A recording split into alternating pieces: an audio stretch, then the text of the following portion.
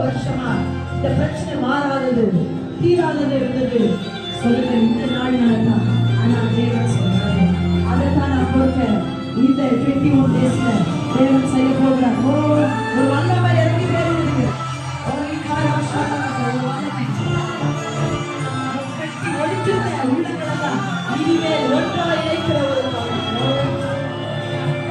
நீங்க பேசுற வார்த்தைகள் அநேக உள்ளங்களை ஒழிச்சு, நீங்கள் பேசுற காரியங்கள் அநேக காயப்படுகிற மனைவி, கணவர், பிள்ளைகள், பெற்றோர்கள் தேவன் சொல்றார் இனிமேல் ஒழிக்கிறது உருவாக்குது.